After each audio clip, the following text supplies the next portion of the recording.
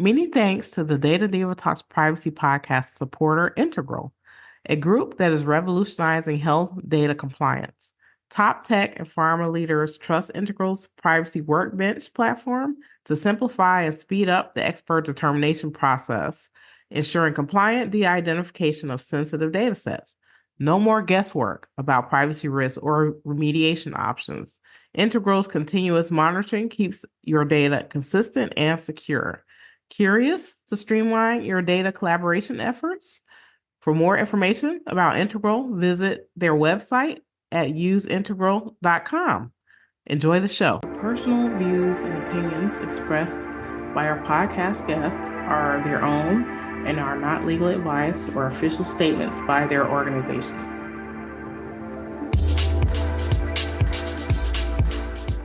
Hello, my name is Debbie Reynolds. They call me the Data Diva. This is the Data Diva Talks Privacy Podcast, where we discuss data privacy issues with industry leaders around the world with information that businesses need to know now. I have a very special guest on the show, Nneka McGee. She is the former Chief Academic Officer at San Benito Consolidated Independent School District. Welcome. Thank you. And I appreciate the opportunity. I recently transitioned from the district, but there's an awesome team there. I'm enjoying my time there and wishing them the best. Yeah. Well, I saw you on LinkedIn because you put a lot of interesting information out there about children, education, and artificial intelligence. So I thought, wow, we should really talk about this because I feel like this is a super hot area where it's intersecting with emerging technology and privacy, especially as it relates to children, definitely children of all ages that are in K through 12, but definitely those who are under 13. It's pretty interesting. But tell me your trajectory in your career. And also, I would love to know how you got involved in artificial intelligence. Well, definitely. Thank you again for having me today. So I always start with my parents. Both of them were mathematicians, and they actually were educated in the Deep South during Jim Crow. So I did not start thinking that I would end up teaching math, which is what I did. But I tell a story how my dad, when I was in college, he used to sometimes drive to New Orleans where I went to school, and he picked me up. And we were going to Mississippi, and I was like, where are we going? The pathway was different. And he actually took me to see his math teacher. And I'll never forget it. I shared that story when I transitioned into education. Within 3 years, I was nominated for district finalist for Teacher of the Year. And I told that story because only years later, after transitioning from another career, did I realize the impact of that meeting and what it meant and how it aligned to somewhere out there in the space, and understood that one day I would become an educator. And two, with my parents, my mom actually was a administrator, assistant dean in engineering at the Ohio State University. And so from an early age, I had been exposed to computers, exposed to engineering. And I have this picture of myself in her office when I was young. And I tell myself, this girl always had a chance. I was always immersed in that field. And so when I was 10 years old, I begged and begged. I needed a computer. I had to have one. And so they purchased was called a portable laptop, IBM 5155, that weighed 27 pounds. And boy, did I try to lug it around. Anyway, so then you had to code. Basic was in order to make your computer work, you had to know what to do. And just from there, I've always had a love of computers. And as I transitioned into education, I saw that students didn't have the places I served. They didn't have the exposure I had. And so I would work and try to work with people to get computers and set up different types of labs in the schools that I served. And eventually, with artificial intelligence, I was looking at ways, I was always looking at different ways that my kids could learn and be excited about learning. And I tapped back into artificial intelligence in about 2017. Like I had been looking at it, it ebbed and flowed. It was exciting for a little bit, then it died down. Once I was started looking for lessons, I saw a couple things that people were doing, very few in the States, much more outside of the United States. And then I started building lessons, found a course from CISD They were doing an explorations course in 2018. I decided to take that. And once I took it, I was like, wait a minute, I'm doing all this work in artificial intelligence and education and how to integrate it into classroom instruction. I would love to explore this in a doctoral program. And so that led me to working on a dissertation, which I defended at the end of last year on exploring the lived experiences of teachers who are implementing or preparing to implement artificial intelligence in K-12 classrooms in the United States. That is tremendous. That's exciting. I love the story about your parent. It's so interesting the things that you look back on that happened to you as a result of your parent planting those seeds and how it has grown in you. That's phenomenal. I want to talk to you a little bit about, you said that, and it's true, that the interest in AI, artificial intelligence, has ebbed and flowed over the years. So it never really went away, but the interest was either people weren't super interested in it, that people get hot about it and then they get not hot about it. But now, because of the general purpose large language models and chatbots, I feel like what it has done is really reignited that interest in artificial intelligence and done it in a way that helps democratize in some way artificial intelligence, where it was a lot of times when we think about artificial intelligence before these general purpose models run onto the scene, these are things that are in back rooms, back offices, big corporations, things that you couldn't really see or feel or touch. But now, because people can actually see, feel, or touch these things, I think it becomes more relevant in how we try to figure out ways to use it. But just tell me your thoughts about just the fact that people are so interested in artificial intelligence all of a sudden. I have to admit, I love it. I mean, I think that it has so much potential. And I will tell you that before, obviously working, I look at the world before generative AI exploded on the scene, not that it wasn't there, but just to the extent that, like you said, we're talking large language models and then the after. And before it was a small group of people interested in it. How is it going to impact us? We see it's coming. And then for it to explode and have so many people interested in engaging in the technology, which has the potential to be very transformative, which actually, through my research, showed that it's driven us into what is called the fourth industrial age, where we're looking at the impact of artificial intelligence and automation on our society and within our career flows, our home flows, everything. And so I think that it's amazing. I think there's so much promise. And I call myself a cautious advocate. Someone out there was like, did you coin the term? No, I didn't. Obviously came from somewhere else. But I'm an advocate because I understand the potential. I understand the promise that is inherent in emerging technologies that can be transformative, but there's also the peril and the caution of ensuring that we do it right. Right now, we have the power to do it right. And I feel like if we don't take control, for lack of a better word, or be very intentional about how we continue to deploy AI, particularly in educational systems where my heart lies, that we can lose out and we can't say 5 years, 10 years from now, oh no, what happened? How did we get it wrong? The foundation is being laid right now to get it right. I agree with that. I want your thoughts about, we chatted a little bit before we start recording around things like contracts, terms of service, terms of use, data use. And this is a huge issue, not just in education. I think education, the danger is more apparent to me because you're dealing with children who are developing, their lives are being formed right now, as opposed to maybe an adult, like their interaction with AI. And I had a chat with another woman that I know. She's a very good attorney, and she talks a lot about terms of service and these agreements that we get into when companies or organizations want to adopt artificial intelligence. So tell me a little bit about that area. I think a lot of people will be interested in hearing about this. Yes.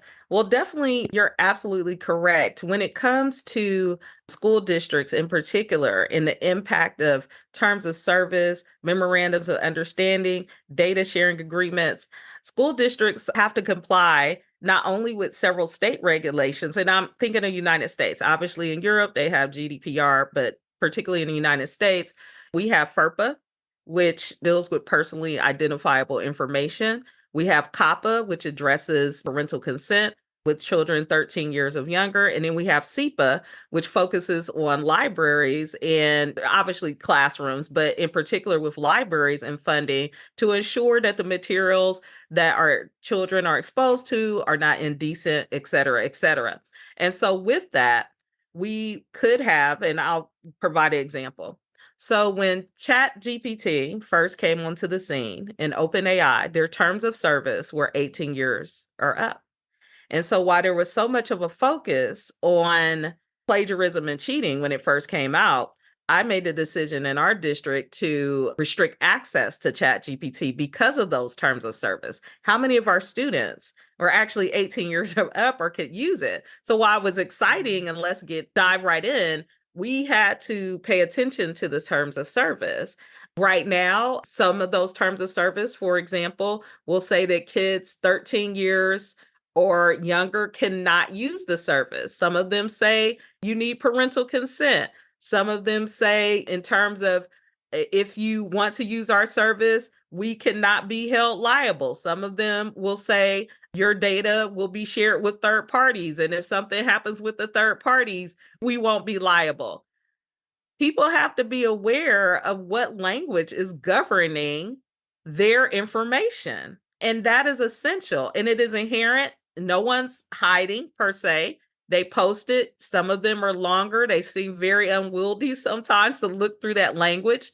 I would say for school districts, definitely tap into your legal services. In Texas, we have a school boards association that reviews documents and reviews policy for alignment and adherence. But without that, once we enter into those agreements, we are beholden to them, particularly if we don't negotiate and protect our interests, particularly when it comes to our students and our staff. And what can happen, not just because of AI, but when we think about terms of service in general, like you said, it happens at every market. Let's say there's a data breach. We've all seen the news. You're a privacy expert of these school districts, including our own, that did have a data breach, had nothing to do with artificial intelligence, but we did have a data breach, did have people trying to hold us ransom. This is real for districts. And then we're having to navigate these agreements and send out 20,000 letters telling people what happened. And in particular, one time last year, I received a letter. I never knew that my data was being used by a third party, and yet I get a letter. We were a third party with a company that you directly shared your data with. We were using the data and we had a data breach. Can you imagine a family going through that and having to navigate that? In our district, we had to have in-person meetings where we were having to inform families not only of the issue, but of their rights, and having to ensure that they had the protections in place in terms of monitoring services and all of that. It took a lot for us. And it comes down to, at its heart, ensuring that the agreements that we enter into, that first we understand them and how they can impact us in the event of some unfortunate incident, such as the one I described. Yeah, that's, oh my goodness. And then, for example, like data breach, a lot of times if there's a data breach, a lot of the organizations say, okay, well, we'll just give you 1 year of free credit monitoring. It's like, well, if you're 13, you don't have credit. Not yet, until they give you credit, till someone takes it. And you're 13 with like a Mercedes, right? Right. Very true. Very true. I want your thoughts about some of the things that are happening around talks of raising the age of things like COPA to 18, 16 to 18. So we already know that organizations have trouble navigating COPA, and a lot of them have gotten fine for that. And so to me, if these laws, if they change where they say, okay, well, now we're going to have COPPA, but instead of 13 being the cutoff, it'll be 18. What do you think that's going to do to just technology and education? So it will be interesting to try to navigate that for kids. Does that mean we start using more closed systems where data isn't shared or can't be released? And what does that look like? Is that even possible given the interconnectedness of our networks? I mean, right now, in terms of data in our district, you have to integrate with our student information system. And that alone, not being able to do that, what does that mean? It would be definitely a protection is needed to the extent that I think studies have shown the negative impact social media and too much screen time has had on our kids. I think it has been interesting to see more now Gen Z are becoming parents and they're saying, you know what? This thing, I know what the screen time did to me. I know what being online did to me. So it's a problem that may take care of itself. However, I feel like it can have a chilling effect to the extent that what does it look like to verify? We're starting to see these age verification where people are having to online, we're having to show our IDs, verify information, then that gets taken. So have we really solved the problem? It's like, yes, we're trying to protect student data, but now in order to verify ages, we're having to take all of this data to verify the ages that has the potential to be breached at some point if the system is not secure. Or, I mean, it could be as secure as it wants, but you have somebody that's able to overcome that. So while I do think that there does need to be modification to the extent that it can, I'm not sure what the impact will be to have 16 or 18. Does that solve the problem? Is that the problem? Or is there another problem? Or is it the symptom that we're addressing and not the condition? Yeah, I agree with that. I personally am always concerned when someone says, in order to solve our problem, we need more data. Yeah, I don't think that's true. I need to have more risk in order to solve this problem. So I'm hoping that there'll become more technology or more people thinking through these issues in a way where we're not creating more risk for ourselves to try to do these verifications. I would love for them to talk to more educators. I think Yeah, one, particularly because we're dealing with education. If it was healthcare and I was a physician, I would say, I would love for them to talk to more physicians. I would love, and trust me, they talk to some, but I don't think enough educators and particularly teachers are at the table to provide their input when these decisions are being made. And so everyone has the best intentions. I just think that there needs to be a positioning of more people at the table that are in this work. And so that we can see on the front end the impact of these decisions and not finding out on the back end because we haven't taken that time to invest. I agree. And this is a people process as well. So I feel like sometimes we think the technology can solve all of our problems, and maybe we need to actually have more humans in the loop to be able to do this. Yeah. Most definitely. So what's happening in the world right now that's concerning you as it relates to privacy? Well, again, I think that right now, because of the increased interest in AI, particularly in the field of education, there are a lot of voices out there, some more knowledgeable than others. And I think that misinformation is of great concern to me. I see people who are providing policy advice who've never worked in policy when it comes to privacy. And not that you can't, but if you have a school system and trusting, and then you're seeing this information is inaccurate because you've been in the field and done the work, it's concerning. And my hope is not to diminish anyone else's voice, but to encourage everyone to become knowledgeable on best practices when it comes to policy, because the result is kids who are negatively impacted. And that's something that we can't afford. I definitely see the potential for a world of AI haves and AI have nots because of not only in terms of financial, there's some districts who are able to afford all the bells and whistles and their kids are engaged with appropriate and best uses of artificial intelligence, whereas You have other districts who cannot afford. Some districts don't even have computer labs. Some people are shocked. Some districts still don't have district-wide internet connectivity. And people are like, really? Yes. More often than not. It's actually scary, right? And what does that look like when we say we're in the fourth industrial age, that we will have a society dominated by AI and automation, and yet our students are not prepared to address that in whatever field that they want to go into because a district has not been able to give them the appropriate preparation due to financial strains. And with that, AI haves and have nots the access. So with large language models, I think it's well known that there is an inherent bias in these AI models due to how the models were trained.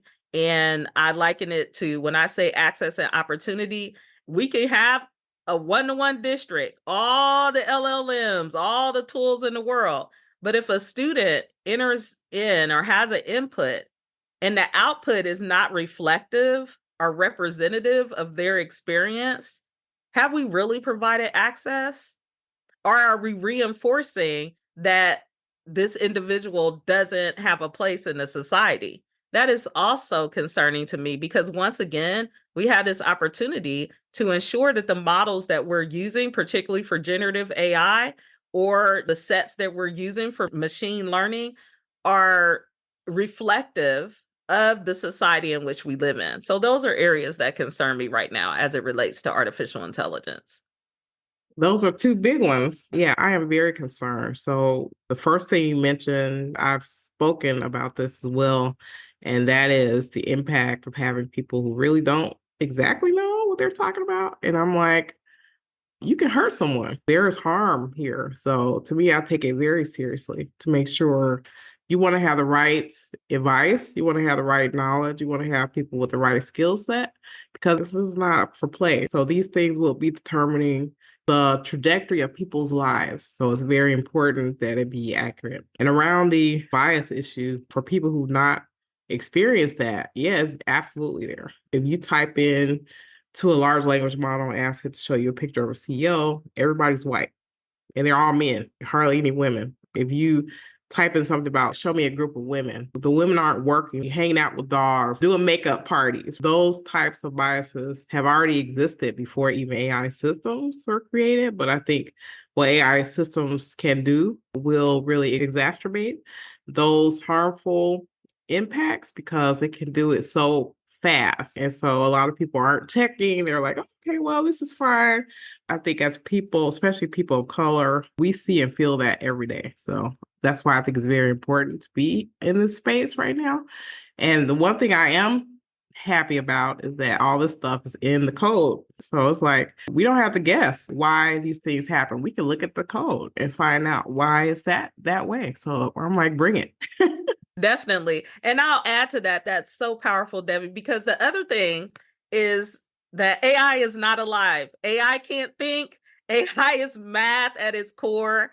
And we attribute, what is it, anthropomorphism? Yeah. I just want us to get beyond that as well, because I think it's becoming more of an issue. And then with that being reinforced, the other thing that is being reinforced when there isn't that knowledge base is the conflation of large language models with all AI.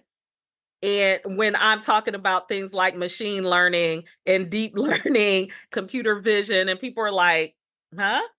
And it's like, yeah, that's artificial intelligence as well. Or because there's so much fear still associated with artificial intelligence, one exercise I do when I'm providing trainings or facilitating professional development is I'll ask, how many of you use AI in your life beyond generative AI? And people will, oh, I don't know. And I'll start to show them, did you use your phone today? Do you use a translator to translate material? Have you used the recommender system? Have you even done a search today for information? All of those things are powered by some type of AI system. And people are like, really? And it's like, yes. But unfortunately, because of the misinformation, you have way too many people, in my view, still thinking that AI dropped on the scene in November of 2022 and that it has some type of human qualities. So that's why people trust it. Oh, well, it's Susie, or whatever the name is, told me this. And it's like Susie is a pattern. And at the end of the day, it predicted what should be the output based on the input.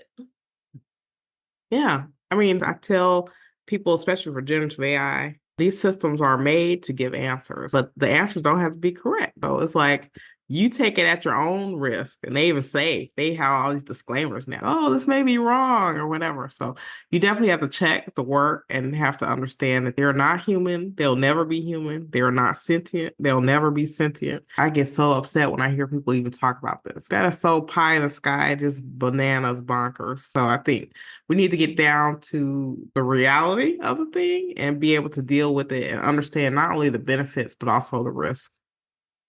And I think it's happening. I mean, I put up a post on LinkedIn that was we're in a bubble. And I mean, people really express themselves in terms of their views of the bubble and who was who and what was what. And again, I understand when someone comes and say, well, this person's not an expert. This person, why are they talking through this? I'm like, bring them to the table. We don't want to exclude anybody because I first want to understand their viewpoint and then I want to help educate. We can educate each other and help. But if I tell this person you shouldn't be doing this, they're still going to do it. But then they're going to perpetuate misinformation. So I really try to be as open as possible and be as curious as possible to the voices. But definitely that dynamic is happening. I feel because, and I forget the name of the hype cycle where somebody's like, we're just going into the trauma disillusionment. I was like, yes, we are. So I think some of the people who may have been in for the wrong reasons will start to filter out. And then we'll come to a place where we're starting to see more research, more best practices, more things that'll help get us to that plateau. And so we've seen, I mean, it's a scientifically research cycle.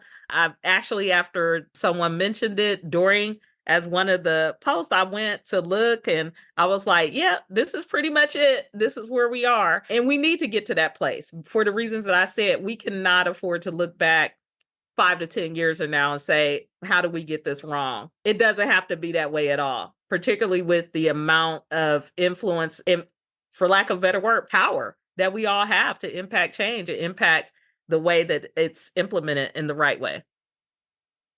Yeah, I love the fact that I'm seeing people like you and others who are really telling these stories. Probably know Renee Cummings. She's a senior fellow at the Brookings Institute and she's brilliant. But one of the things she talks about is data trauma. So I love that phrase because I think it perfectly encapsulates the fact that not all of us experience data in the same way. And that is Mhm. my issue that I have with AI, where people are like, okay, everything's all cupcakes and unicorns for me when I use AI. And I'm like, I know people who have been harmed by artificial intelligence that weren't even as advanced as the systems are now. So, what are your thoughts about that? The harms or the data? Just the data, that idea of data trauma, where people experience data in different ways.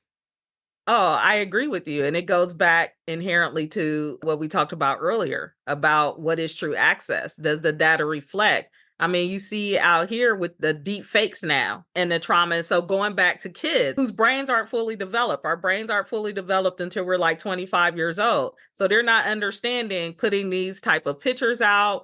It's just an enhancement of cyberbullying. And because as the advancements are coming out and they're released, even now there are times where people can't discern the truth from fiction. So now you have something on the internet that can impact a kid for their entire lives. So the trauma doesn't just start when it's put out. The trauma is long lasting because now they say one of the hardest things to do is to defend a lie.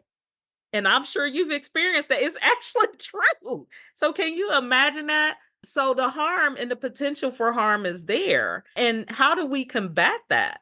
I mean, I don't have that answer other than I know the AI literacy conversation is happening. I think that eventually it'll just be a part of digital literacy encapsulated there. I don't think it's something necessarily separate, but will that be enough?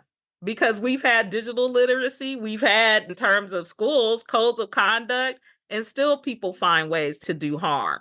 Before, that harm was analog harm. You may be able to end it, squash it, but as we know, the internet is forever. And that's where I fear, with the amount of data, how data is used, and the propensity for those bad actors who want to use data in the wrong way, are unfortunately people who don't understand the impact of what we're doing is wrong and can impact someone for the rest of their lives. So that's chilling to me. Right. And to me, part of not understanding that impact is if you're in a group that is not negatively impacted, you assume that other people have the same experience. And we know that that's not true. Definitely.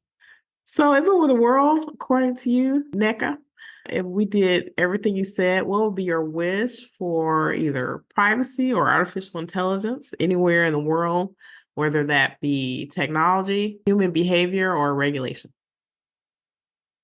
Man, so my wish is that we can all breathe, take a step back, and take a measured approach that provides everyone the potential to benefit from AI as intended. That is the world that I would love to live in, that we take a step back, get together, collaborate in collective fashion, bring more people to the table, more reflective of our society, and make decisions in a measured approach for our kids.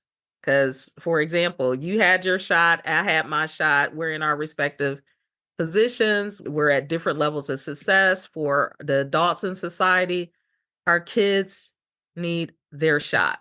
And right now, we are in a place more than ever before where things outside of their control can impact their shot. And so we have an obligation, I believe, to ensure that doesn't happen. And the final note I'll make on that is with artificial intelligence, and I'll continue to push this.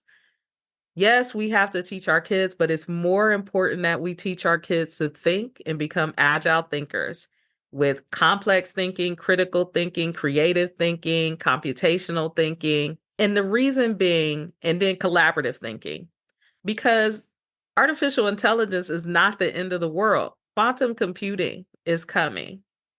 And if we think we're blown away now, just wait until quantum computing is here. And if we only teach kids artificial intelligence is the end and this is everything, they will not be prepared for quantum computing. And so even more than this space we're in now, which we have to pay attention to, we also have to ensure our kids know how to think so that they are agile in the world that is being prepared for them.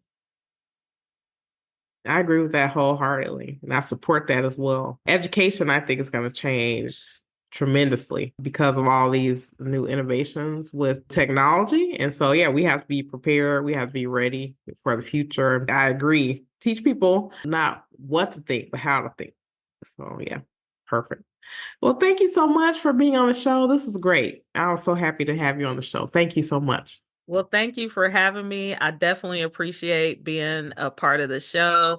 I follow you, definitely a fan with what you're doing out in the space. And so I'm very appreciative. Yeah, and I would love people to follow you. You ask those deep questions. So I actually saw that post about the bubble. That was a good one. Thank you. There was some heat on there. It was. It was. Good heat. Good heat. Very respectful.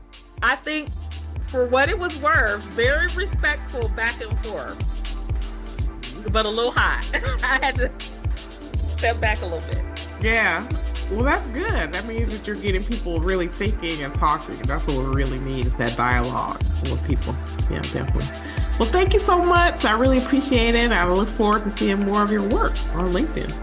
Thank you. You as well. Likewise. All right. Bye-bye. Bye-bye.